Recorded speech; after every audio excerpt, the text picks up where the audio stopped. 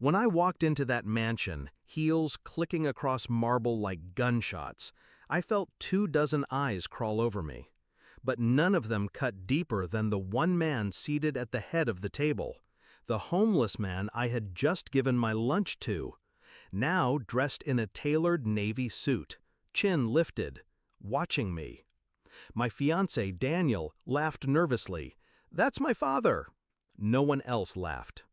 30 minutes earlier, I was standing on a busy street corner clutching the paper bag with my lunch like it was a peace offering. I'd already texted Daniel, "Running late, be there soon, please stall." He didn't reply. Then I saw him, slouched against the fountain, beard tangled, clothes torn. People walked past like he was a stain on the sidewalk. But he looked me in the eye, not through me, at me, and I couldn't walk away. So I handed him my lunch. He smiled and said something strange. Kindness reveals more than wealth ever will. I didn't understand what he meant, not yet. I met Daniel 3 years ago at a fundraiser gala I was bartending. He wore old money like cologne, subtle, expensive, impossible to ignore. But he wasn't arrogant. He asked about my favorite books, told me I had an honest face. Maybe that's why I trusted him. Maybe that's why the betrayal still burns under my skin. At first, I thought the distance was stress.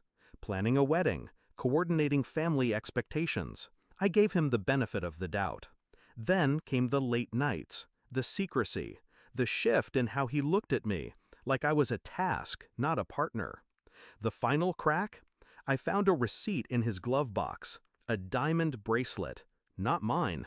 When I asked, he shrugged, said it was a gift for a colleague. I didn't yell, didn't cry. I just nodded and started paying attention.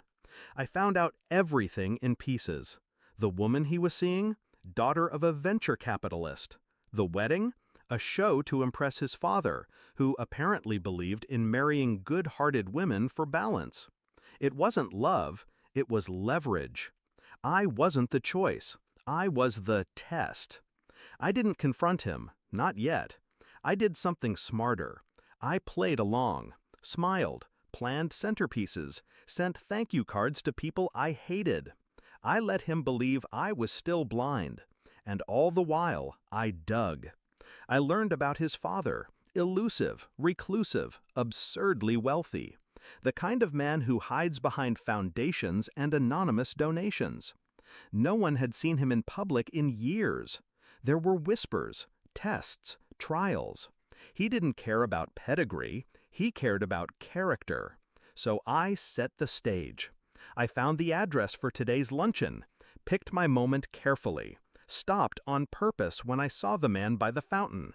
He looked like he had nothing, but I saw the eyes. Sharp, measuring, just like Daniel's, only colder.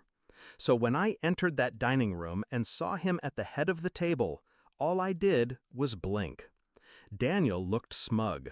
"Sorry she's late. She stopped to chat with some hobo." "Silence," his father said, voice like cracked stone.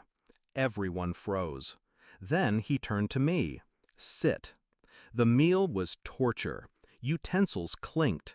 Nobody spoke above a murmur, except him.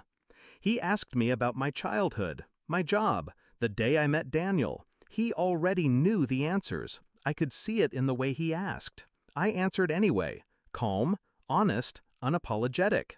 Then he turned to his son. "Tell me," he said, "what was in the paper bag she gave me?" Daniel blanked. "What?" That's what kindness looks like. Thoughtfulness, sincerity, not performance. Silence. Then to me, "Do you know why I sit out there on the street once a month?" I nodded. "To see who notices you." A slow smile crept across his face. "Exactly." Then he pulled something from beneath the table, a folder, thick. He handed it to me. I opened it. Deeds, trust documents, stock portfolios, everything in my name. I looked at him. "I've seen hundreds try to marry into this family. You're the first to pass my test without knowing it existed." Then he turned to Daniel. "You failed." The room was silent. Daniel's mouth hung open. "You can't be serious." "I warned you," his father snapped. "If she ever showed signs of depth, you were to cherish her. Instead, you lied, cheated, tried to use her." He waved toward the door. "You're cut off, immediately."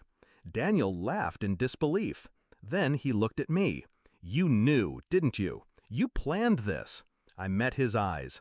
"No, I calculated it." That was the last time I saw Daniel. The wedding was called off, quietly. The media never got hold of it. His father made sure of that.